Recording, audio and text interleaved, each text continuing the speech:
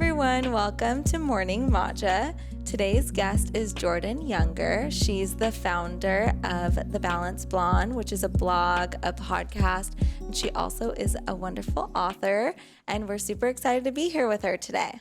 Thank you so much for having me. Thank I'm you. so excited to be on and chat with you. It's been a long time coming. Yeah, we've been talking about this for a little while now. I think I was actually pregnant maybe when we were talking about it. Yeah, so I it's think been, so. And now he's turning a year old, so it's a while. Time has flown. Yeah, but I know that you've been going through a lot on your healing journey, and I'm just so interested in talking about that with you because it looks and sounds and feels like you're doing a lot better now. But also I know that you've been through just so much, and I am so interested in learning about all of it because you've been so open and so willing to share with everyone, not just through your social media, but also you had that book come out, and it was really about going from being vegan to not being vegan, and now you're vegan again, which I think is, I really resonate with that personally because I used to be super extreme in terms of being very, very strict vegan and then raw. And then I ended up getting sick, and then I had to find my balance.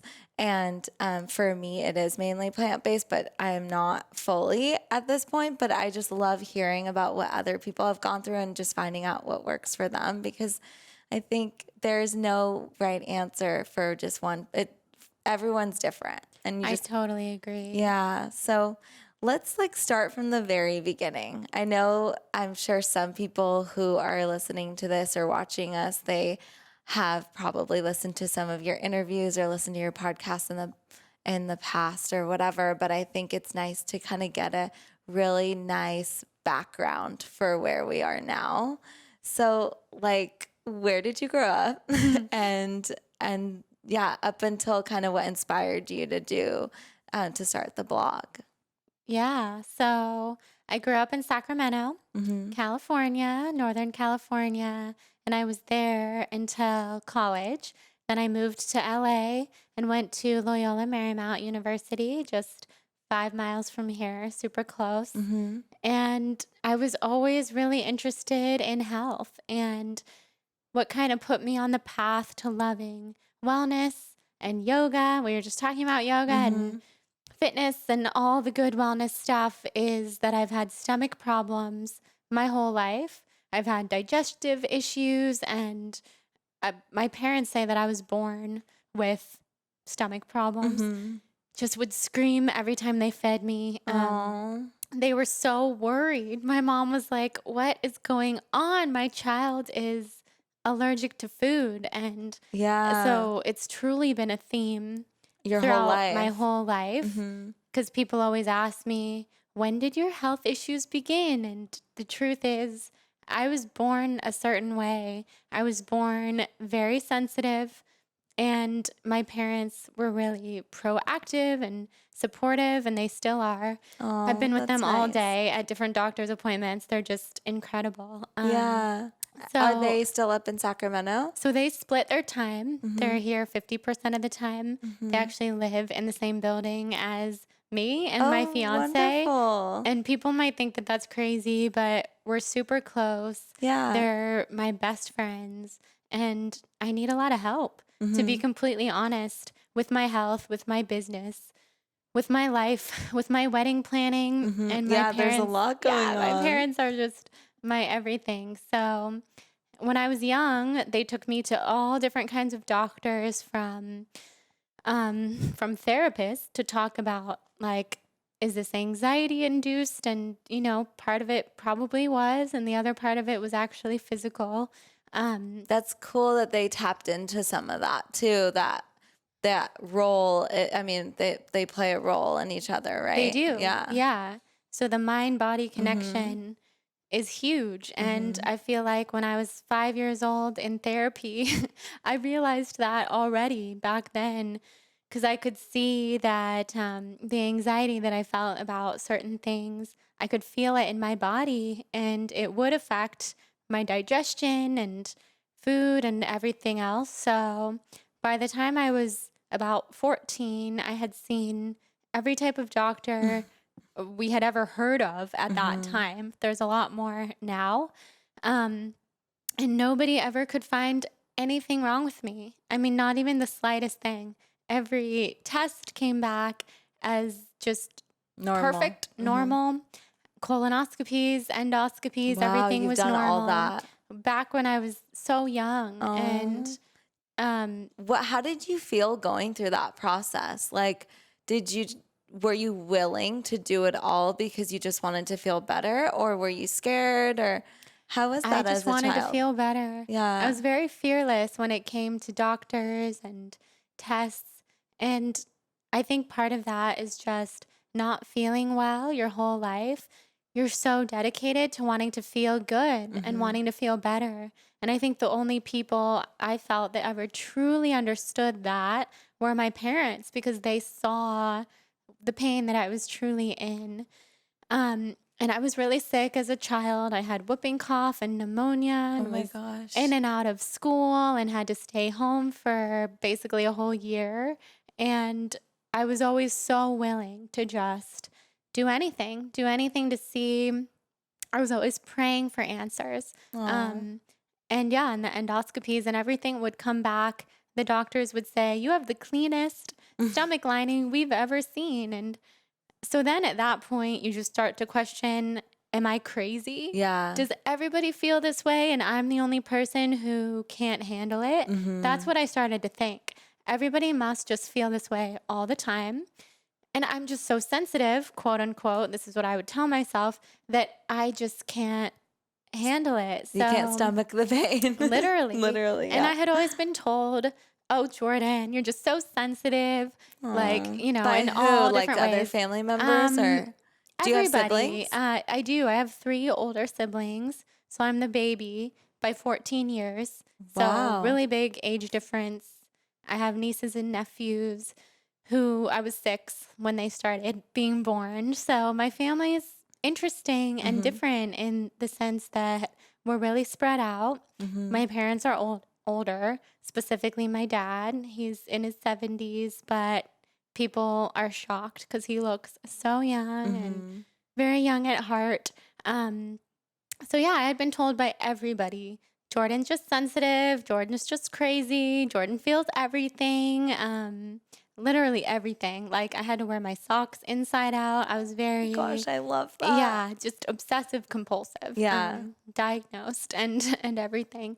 So it was quite an interesting journey. I started eating really healthy when I was about like 13, 14, because I figured out if I don't eat or if I don't eat fast food or Yeah. greasy food or all that stuff that a lot of other people eat, I won't feel as bad. Yeah. So I started investigating being vegetarian, being gluten-free way before there were gluten-free options or vegetarian options. Which probably made And- you feel even better, because now those options can be like sometimes really difficult to Oh, handle totally. too. Totally.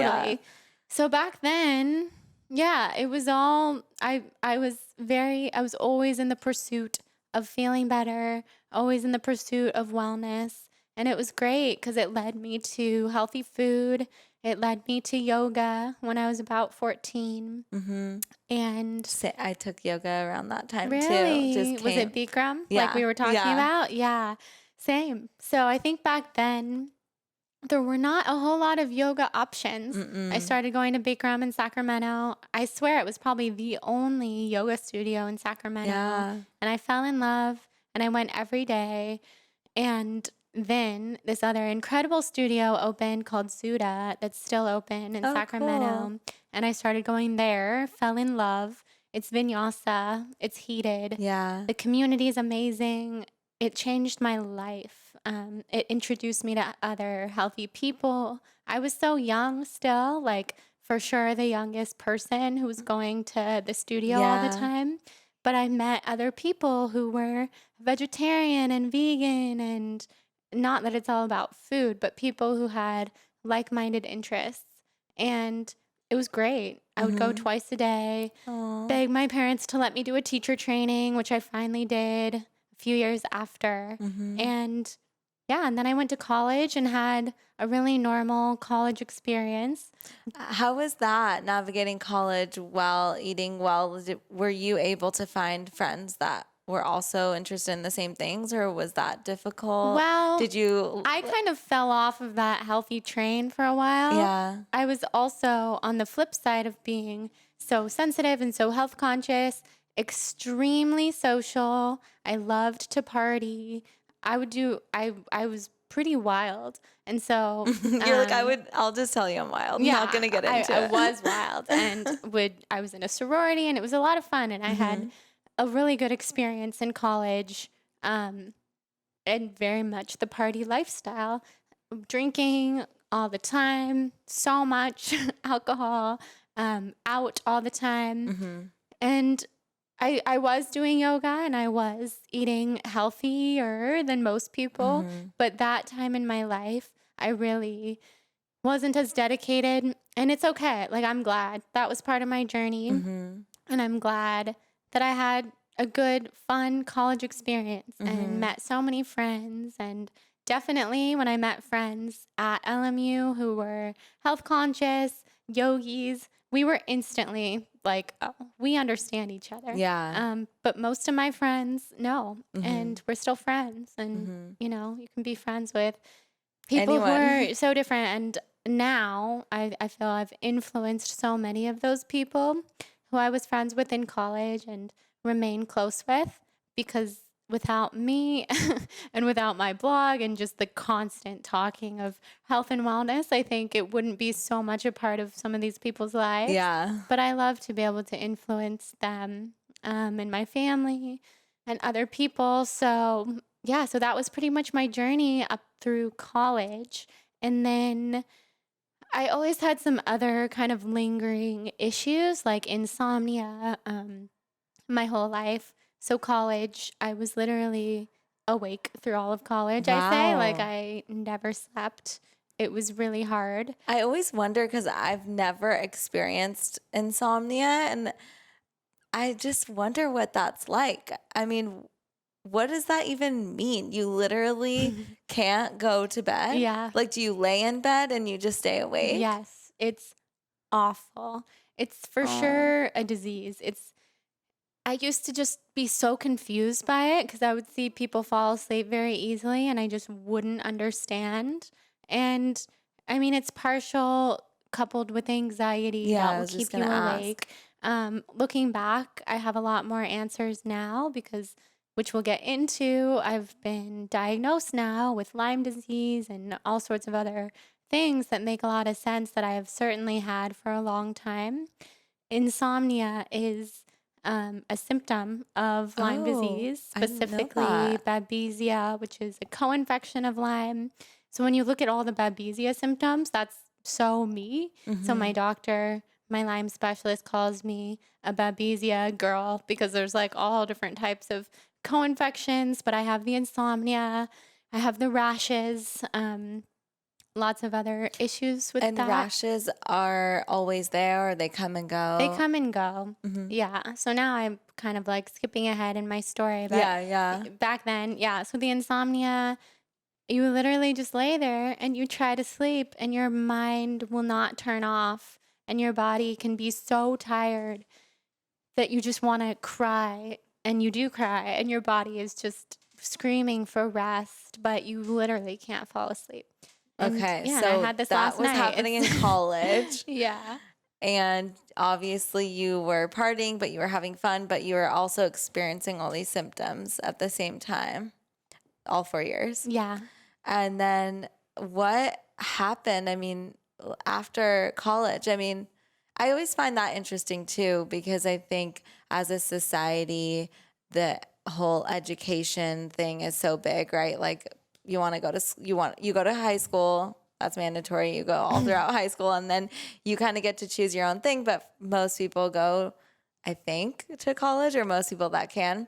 But I think after that, it's a time where you're like, what do I do now? Where do I go from here? This is all I kind of thought about. I didn't plan after this. So what was that time like for you? And did you start Balance Blonde right away?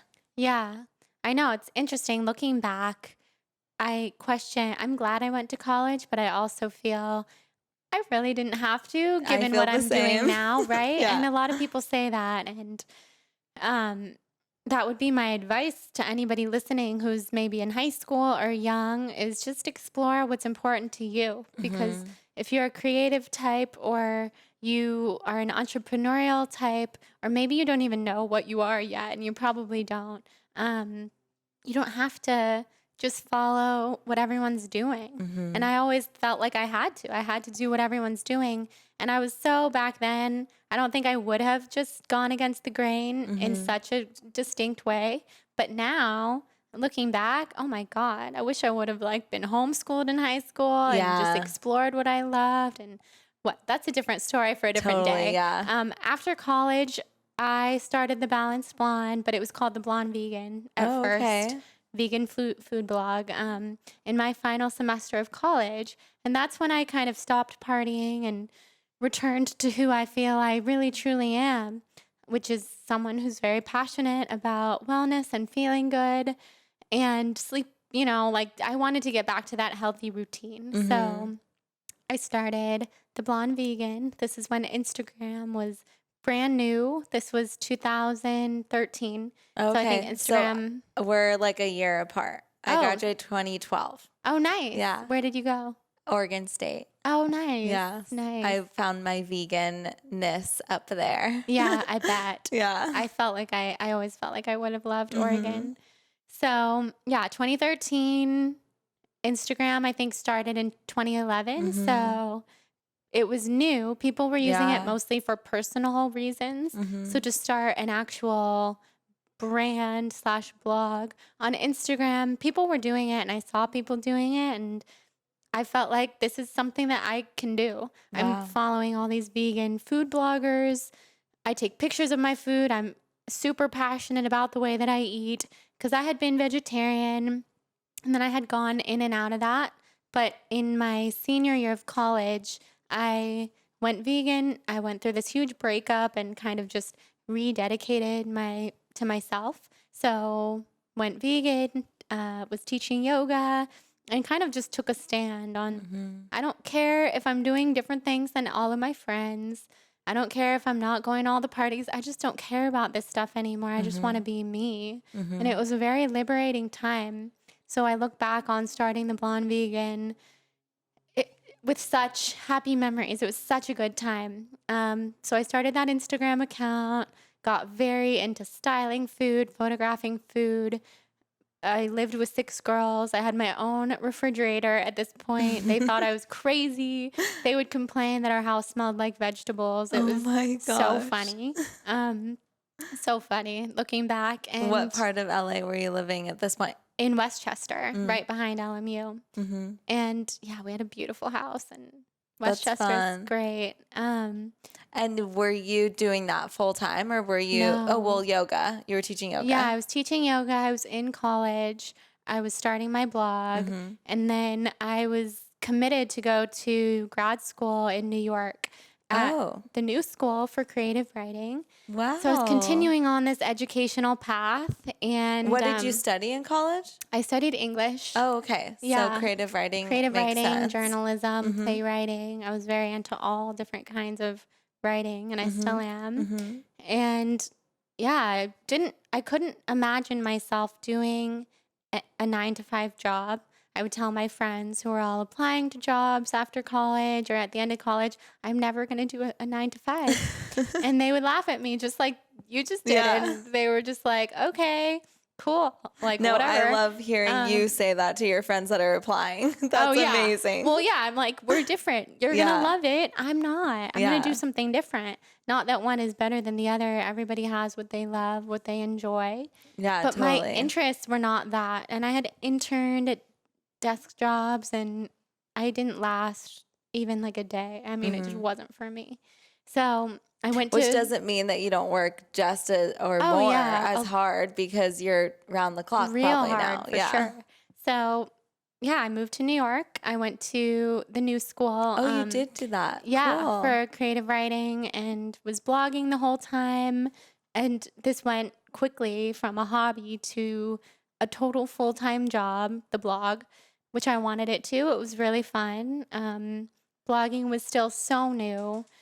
My family, my parents would say, focus on school, stop focusing on the blog. What are you doing? And I just couldn't. I just cared about the blog so much. I cared about my audience. I couldn't believe there were so many people out there who were interested in health and wellness. I had like a couple people in my life like that before, and then on the internet met so many. Yeah. It felt so good. So I stayed in New York at grad school for a year.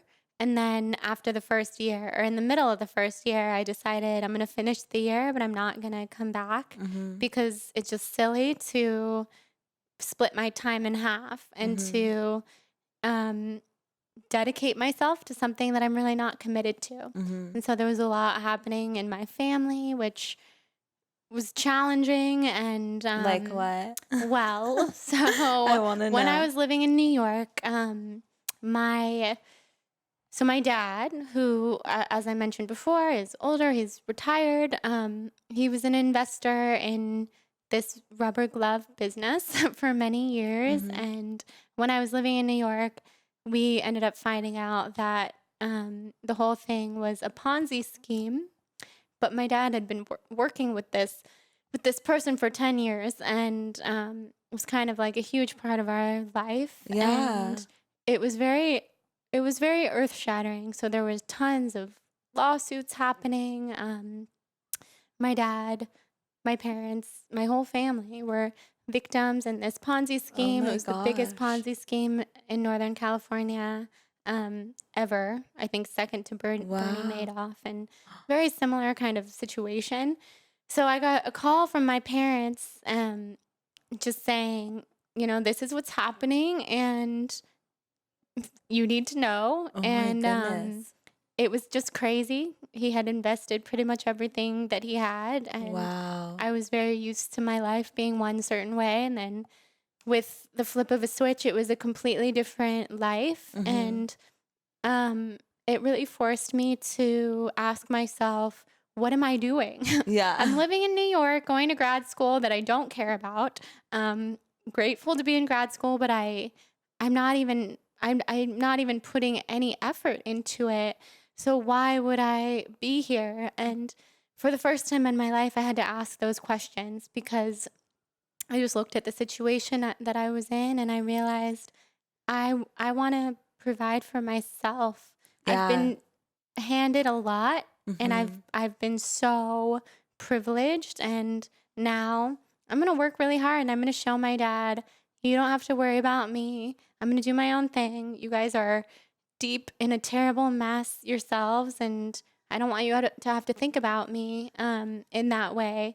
So I decided to leave grad school, which was my parents didn't want me to, and Yeah. It's a tough decision. yeah, but it made a lot of sense to me. And at the same time, I was just following my intuition. My intuition said move back to California, and I didn't know why, because I loved New York so much. But it was very strong. Like, you have to move back to California to blog full time, be in the sunshine, be around all your friends from college and family that lives here. So I moved back, and Right after that year, you moved back, or did Yeah. you stay for a little bit? I was there for a year, and then I moved back, and then I missed New York and was like, did I make a horrible choice? Yeah. What am I doing? But things started working out, and so the goal of being in a master's program for creative writing is to write a book. And right when I left grad school, I got a book deal. Wow, And that was that's- all through the blog. So Oh, really? it was quite the affirmation that I was making a good decision. And at the time when you got the book deal, you've written one book, right? It's on orthorexia. And when you got the book deal, did you know it was going to be on orthorexia? Yeah. Oh, So okay. it was like, oh my God, such a whirlwind time in my life. All this was happening in my family. I had a vegan food blog. I decided that I wasn't really sure if veganism was still working for me. Yeah. And because of everything going on in my family and all sorts of other things, I was kind of using food to control my life. Totally. Slash, I get also that. had a lot of health issues and was just trying to feel better. So I felt like everything I'm doing right now with food doesn't really feel like it's working. So I wrote on my blog about transitioning from being vegan, and I used the word orthorexia, which I Googled and found out was a thing. And Yeah. the orthorexia component of that blog post that I wrote was so interesting to people, and the post went very viral, just extremely. I was on Good Morning America, The Today Show, Just so many. organically. Oh my God. Yeah. No, completely. People always are like, "Who's your publicist?" I'm like, "I don't have one. I Yeah. just share. People find it interesting, and that's great.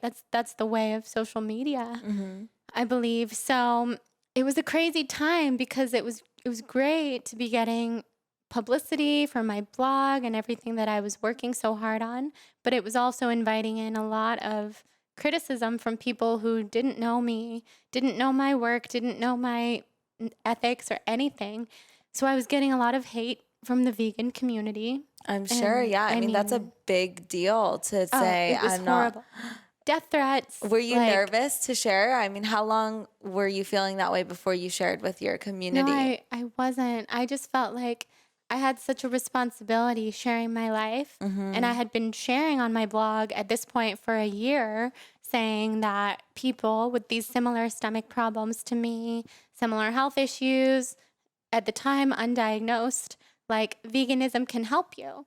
And so I had to be honest and say, well, actually, like veganism's not helping me right now. So I need you to know that just in case you're You're listening to feeling the me, same. Yeah.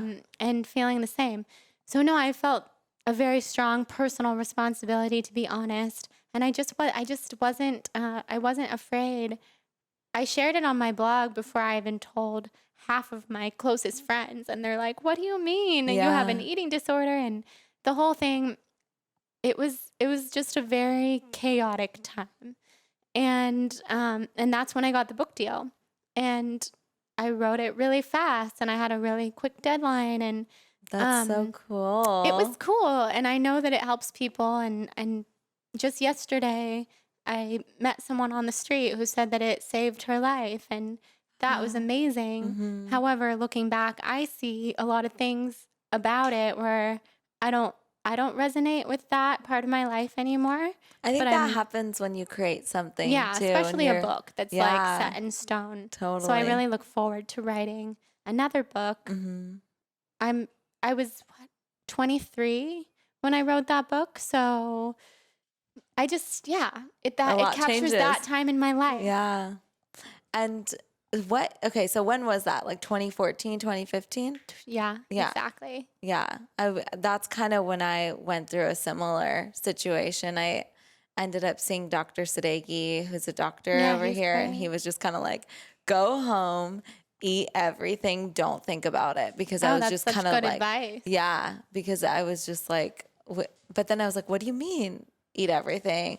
Obviously, he knew saying that to someone like me, I was still gonna like source things For sure. and make sure. But I still, I was like, I don't think my body even knows how to eat meat, because I hadn't eaten it since I was like 11. Right. Um, but yeah, bone broth and stuff. And your book came out around that time, and I thought that was so interesting, and I totally Yeah. resonated with it as well. I'm one of those people. Good. But then I thought it was so brave of you. I thought it was so incredible that you shared about orthorexia, because most people didn't know about it. And and then obviously you found out for yourself that you prefer to go back to plant-based eating, or what happened with that whole thing, like Lyme, and Yeah. did you know you had Lyme's disease? Not What? at that Okay. time. Okay. So no, I was still navigating the very tricky waters of feeling very sick and having no diagnosis whatsoever. And when I moved back, I met my now very good friend, Kelly Levesque, who's a nutritionist, and probably most people listening know her because she has just become really popular. And Yeah. back then, she was new at what she was doing, and so was Mm-hmm. I. And That's so fun. She We're helped doing an me a event lot. with her, actually. We're excited. Oh, Yeah. okay, great. Yeah, so her sister went to college with me, Oh, and cool. we were just connected that way. Actually, my fiance introduced us, but him and I were not dating back then. So she she helped me a lot, and she tried to teach me about being healthy without being a vegan. And then she introduced me to Dr. Lekos in Santa Monica, functional medicine doctor who ran blood tests and hormone panels. And that was the first time I ever got confirmation that things were off. I had things off with my hormones and nutrient deficiencies and just typical things like that that I feel a lot of people are suffering from. And he put me on a lot of supplements, and for a little while that was good. And then because I am extreme, like you said, you can relate to, I was very interested in going the other direction and tried being keto and paleo. Oh, okay. Yeah. Even though I was pretty aware at that point that labels were not really my friend, I was still trying the basic principles of those lifestyles. And I was getting a lot of, from the nutritionist that I was talking to, like, yeah, try it. A lot of positive feedback. So I did some keto living, and that was not a time that I look back on fondly. I was also running a marathon and just doing everything really extreme. And I was feeling okay, like on all the supplements. I felt like they really helped me. And then it was around 2 years ago, 2 summers ago, that I started to not feel good at all and started to feel so chronically fatigued that I just didn't have the energy that I was used to having. My skin started to break out on my face, like terrible cystic acne, head to Wow. toe eczema, and hives. And You can't even tell, by the way. Your skin is like glowing. And thank I you. want to just say that because I've been thinking about that this whole time. Like, Thank she's you. gorgeous and looks I've so come a beautiful. long Yeah. way. Thank you. So that was a really scary time. And I went back to Dr. Lekos and was like, there are so many issues. Like, what are these rashes? And he was like, that looks like candida. So then I'm still thinking it's gut issues. We did a lot of tests and things came back. But the truth is, I needed a specialist, a Lyme specialist. And I didn't know that. I was not really aware of much anything about Lyme disease. So all that was happening. I ended up finding out that I had a fibroid on my uterus that was the size of a grapefruit. So that's Wow. really big. Yeah. And Did you have to get it removed? yeah, I had surgery last summer. So I found out about that. And then with the fatigue, the hives, gut issues, hormone issues, all those things combined, I felt like I was falling apart. And it didn't even dawn on me that this could all be from one diagnosis. This could all be Yeah. one thing. I felt like everything was happening very wrong. So, am I allergic to the world? What's going Yeah. on? I was cutting out foods, and this is what gives me so much sympathy for my younger self with orthorexia, because I know now I was cutting out foods because I felt terribly ill, because I was terribly and chronically ill, and I was just trying to manage it without having any help at all, any help from a professional. So my friend, her name's Celeste, she has a blog too. It's called The True Spoon. She texted me when I was having all these health issues. And she said, I met this doctor. She's a Lyme specialist. And I think you have Lyme disease, because this Lyme Wow. specialist that I met was, this is in Celeste's voice, talking about women that she treats who have hormone issues and fibroids and rashes and fatigue and gut issues and all the stuff that you have. So So you could possibly have yeah, Lyme. and she's That's like, a I don't want to really, scare you, but I think you might have yeah. Lyme. That's brave for her to tell you that, to say to someone, I I think you know. have Lyme She disease. Yeah. saved me in many ways. I'm so grateful. So she told me that, but at that time, I remember where I was. I was standing in a CVS pharmacy. Like, I don't even know what I was doing there, but I remember getting the message and just thinking, I'm too overwhelmed to see another doctor.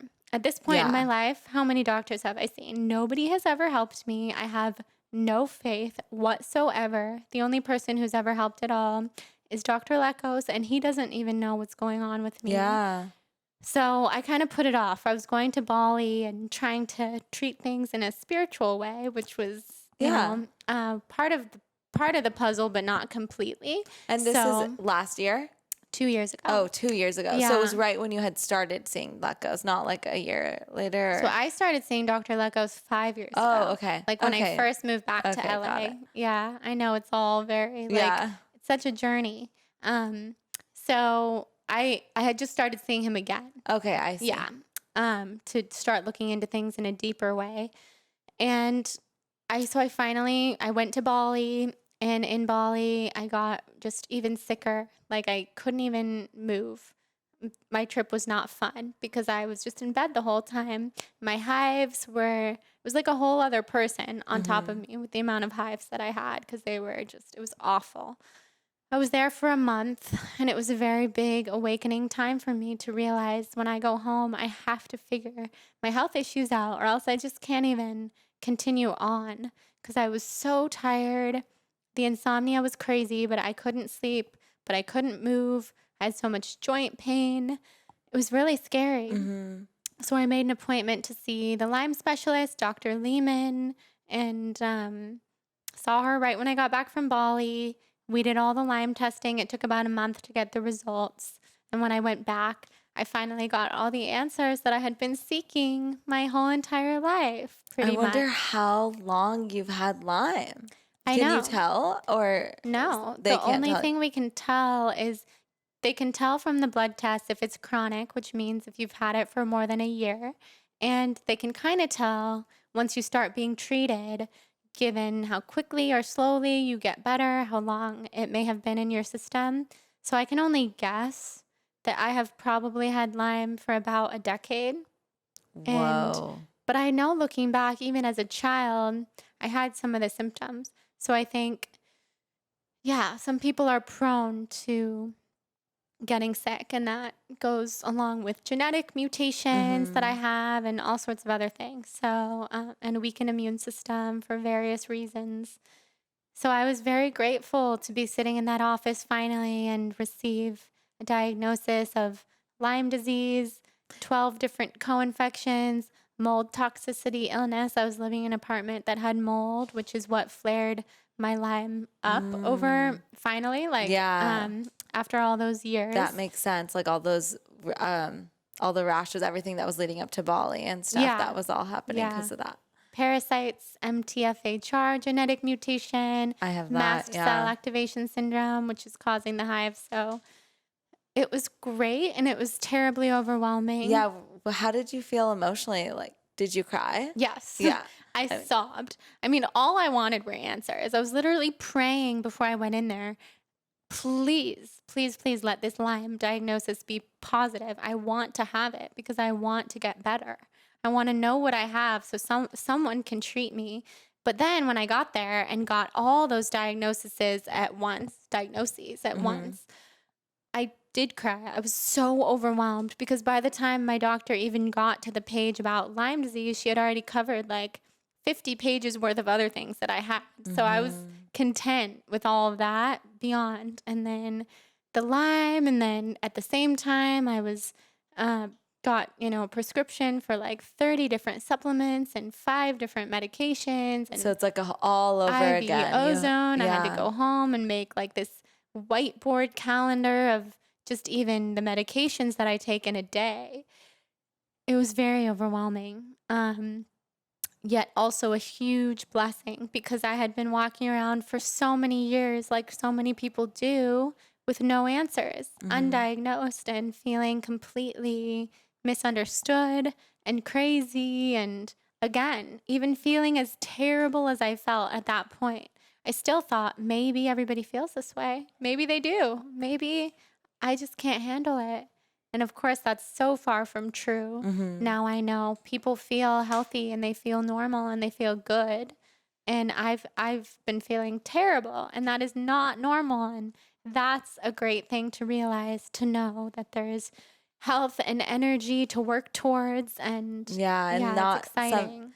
Yeah, I mean, you're not supposed to feel so tired that you can't get out of bed and you can't No. do anything, and like your lifestyle obviously would have nothing to do with that, and no superfood, no none of that. You need to actually get do a treatment, a protocol for 100%. what you're going through.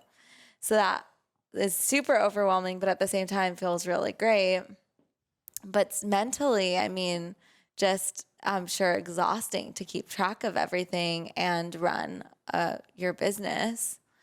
And Yes. then also around that time, is that when you got engaged? Yeah. So I got diagnosed in June. I got engaged in August.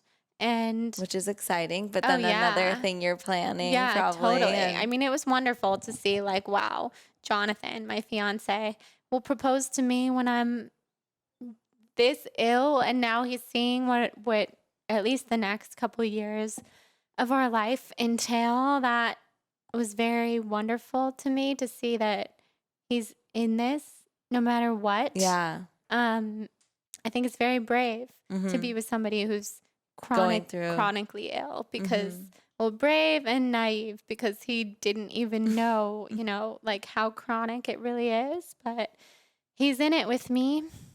I know. I think most people now Lyme or Lyme's Lyme disease. I mean, more and more people are starting to talk about it because it's now, I guess, being diagnosed better. But I think at the end of the day, people still don't, and including myself, don't understand really what that means, right? Yeah, no, most people don't. And Yeah. I certainly didn't before I got that text from Celeste. The only thing I knew about Lyme disease was Yolanda Hadid went through it on The Real Housewives of Beverly Hills, and she Wow, really I made didn't it know that. known. Yeah. And I'm so grateful for her because she was ridiculed by the entire country at that time. It was like 5 or 6 years ago, and people didn't believe in Lyme disease, or especially in chronic Lyme disease. Yeah. And it's still very controversial. Many doctors will say chronic Lyme doesn't exist. All you have to do is take an antibiotic for 3 weeks. And if that were Wow. true, then the millions of people who are suffering would be healthy. So that's not true. But Yolanda put herself out there years ago on reality TV, got a ton of hate and backlash, just like people still do, but it was even worse 5 years ago. And that's all I knew about Lyme. And I didn't even watch the show. I just kind of casually knew that she had Lyme disease. And then I knew a couple friends of friends who had Lyme. And again, I was like, is it Lyme's disease? I don't know what it's called. Like I was very unaware until I started to go through it myself. I heard about a friend whose father had Lyme disease when we were younger, and all I knew was there's Lyme disease and you have it for life, something like that, right? Yeah, totally. So it is for life. And I believe, because I'm such a wellness lover and a healing, I believe in healing. I believe that people can heal from chronic Lyme and get to a very stable, manageable place. And then you will always have a sensitive system once you've been through this. So important to be careful and to learn from the experience. But I've seen people come out on the other side and be healthy and put Lyme in their past. So that's what I'm working toward. And you're feeling better now, or how's it Well, going now? I don't know. I mean, I definitely feel better than I felt before I met my doctor and before I started getting treated. I've done so much to be treated: supplements, medications, IV ozone, hyperbaric chamber, surgeries, stem cells, like Stem the list cells. goes on. Like, did they take how did that work? I get umbilical cord stem cells from a newborn baby injected straight into my bloodstream. Where? Just in a Right into your arm. And I've done it 4 times, so it's best to do it monthly until you start to feel better. It's outrageously expensive. I mean, sometimes I feel bad even talking about it because I know it's not available to the vast majority of people who are suffering, but it's helped me, and I feel fortunate that I've been working so hard for all these years and continue to be working even through this whole illness journey. Although I did take some time off, but not very much, because I want these treatments and to have access to them. I feel very, very grateful. So stem cells have helped. I am feeling a little bit better.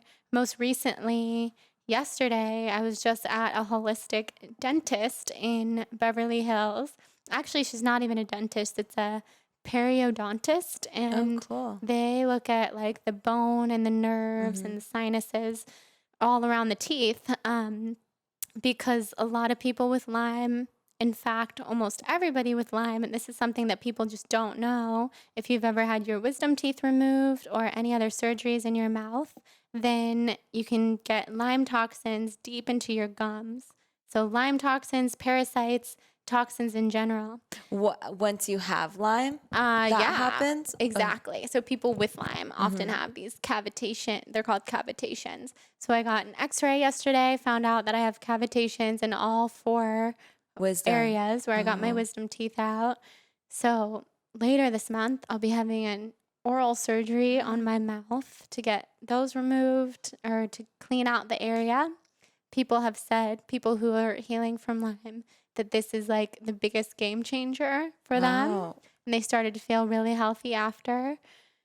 But yeah, every day is different. They say that like dental hygiene and everything starts in your mouth, right? Yeah, because think- when you think about it, like everything that drips down from the mouth goes directly into your bloodstream. And that's why it's so important to see a dentist that does things. I mean, this is my opinion. There's so many opinions out there. My opinion is a dentist who does things holistically and knows. I mean, now they're finding links between breast cancer and dental work and mercury in the mouth and root canals and all those other things. And so that's like a new piece of the healing puzzle to me. And I feel grateful for that. But yeah, to answer your question, some days I feel better and some days I don't.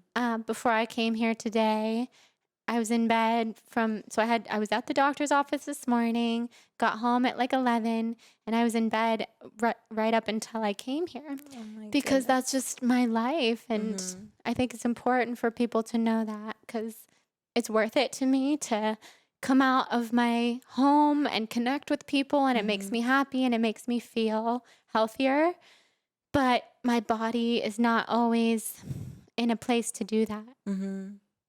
Well, I'm grateful for you to come out and talk to us and share your story. And yeah, I mean, I think that it takes persistence, and you're obviously really passionate about it. And the more you learn about your journey, you're obviously sharing it with others. And it sounds like a lot more people are finding out that they're diagnosed as well.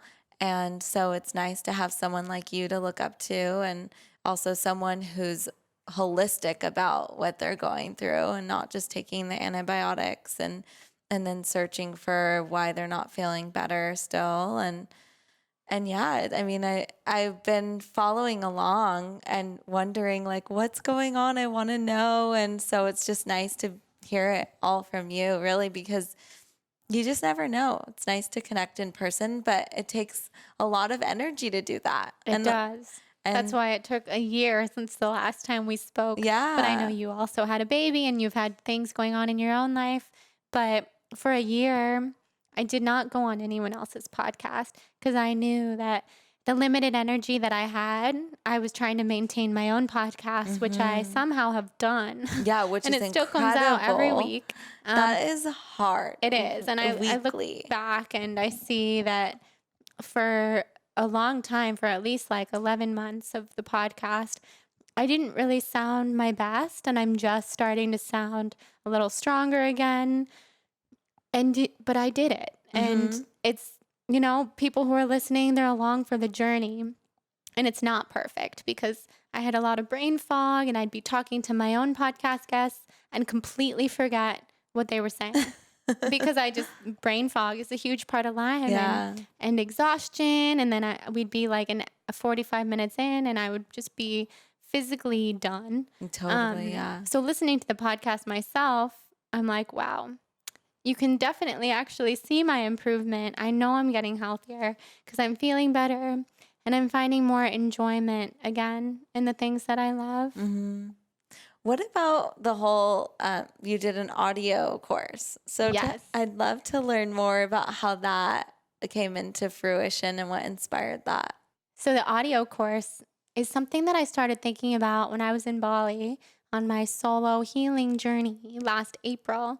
And I decided then and there that I wanted to create the course. And the course really channeled through me. I was very open to my angels, my guides, whatever you want to call it, the universe when I was in Bali, and everything came straight through. And it was amazing. And I also knew at that time, I can't go home and record this because I can't even maintain my podcast, my blog, my relationship, my life right now. So this isn't the right time, which was hard because I was so inspired and there was so much coming through, and I knew that it would be amazing and it would help people. But I just couldn't do it. So I came home, I kind of put it on the back burner for a year. And then I've had a lot of experiences this year that have really helped me, like plant medicine experiences, which I've talked about on my podcast, that have really opened me up. What And kind of plant medicine? What types? ayahuasca Oh, okay. and mushrooms. But on ayahuasca, in these ceremonies, I have had just the most tuned in visions of my life. And In group ceremony or private? group ceremonies. I've done it once. So I'm just, Okay, yeah. amazing. Did you do it in a group? Beautiful. Yeah, I got my fiance to come with me in Wow. May. And in May, during that ceremony, I had a vision for the whole course, and it really came through all over again. And I kept getting the message from the universe and from the medicine, the plant medicine. It's time to do this. There's no perfect time. You're never going to be, well, yes, hopefully you will be perfectly healthy, but that's not the time. You're going to be doing other things when you're perfectly healthy. This is the time. So stop second guessing yourself. You have everything you need. Just do it. So I was very invigorated after the ayahuasca ceremony. That was my second ceremony. The first one had been wildly healing. I felt like I released just lifetimes of pain, lifetimes of sickness. And basically in 2 weeks, like a 2-week period after that, I recorded all 9 weeks of this course. Yeah, I was just after thinking not about having that because you're like, any May, energy. I did the Yeah. ceremony, and then I'm like, we're in July. She already Yeah. launched it. I recorded That's the whole impressive. thing in June and wrote a PDF and did the whole thing. And I really spent all of June creating this course. And now it's out and it's so amazing. And I launched it for a 2-week period. So on the 22nd, the signups will close, but then I'll reopen it whenever the time is right. I just wanted this first group going through it to do it together as a journey. I'll be a part of it. I'll be doing 4 webinars with the group, and that's just really special. But yeah, it's a manifestation course, intuition, intention setting, learning how to channel. Basically everything that this whole healing journey has brought taught into my you. life. Learning to trust your gut and knowing Yes. that I think just knowing that you're not crazy. And like you kept saying, Yeah. this thread that kept showing up for you was, am I just too sensitive and everyone feels this way? And how beautiful it is to know that, no, I know that there's something that's up and I'm going to trust that and I'm going to continue looking into what that is because this Exactly. isn't normal. Wow. So yeah, I mean, but now you're plant-based? Yeah, so now I'm plant-based. I hesitate to use the labeling that I have in the past, especially because I know now that the vegan community, there's a lot more to veganism than obviously the health components. And I am an animal lover and I always want to do my best in that way. But I put my health first. That's the kind of person that I am. That's where I am with my eating. I think it's important, especially with my health problems. So I call myself more plant-based. And recently I started eating eggs again. But then again, I'm not sure if I'll continue with that. It's always just a learning experience for me. So I'm always learning. I started eating plant-based again around the time that I started to get really sick because my intuition again told me plants will help. I was so inflamed. I wasn't going to be eating any foods that were going to make it worse. I've found a lot of healing in the medical medium protocols, which are plant-based.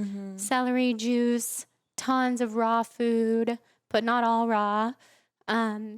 Vegetables, I went away twice and did 2 water fasts. That's so impressive. Where I learned all about the salt, oil, sugar-free vegan way of life. And I'm very passionate, again, about that.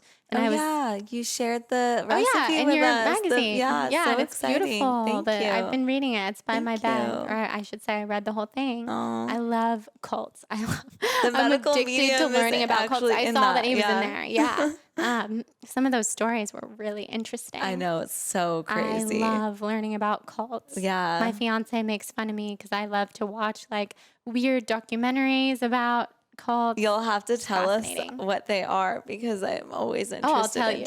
too. I've seen a lot of good ones. So, the SOS free way of life.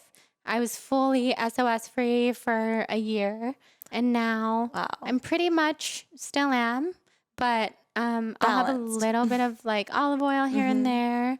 Yeah, because I'm starting to feel better. So it's a little bit less. Before it was like, I just want to feel good. I'll do anything to feel good. Now, starting to feel better and just seeing what I can play around with. That's awesome. Well, that's so great. Thank you so much for coming on the podcast and taking the time to be here with us and playing Clue with me a little bit to try and find this place. Yes, thank you for having me. This was great. So fun to connect with you. I love it. Yeah, I'm excited to see where you take the audio courses and what's up next for you and for Balanced Blonde, and hopefully we can collaborate on something. Yeah, I would love that. Yeah, thank you. Amazing. Thank you.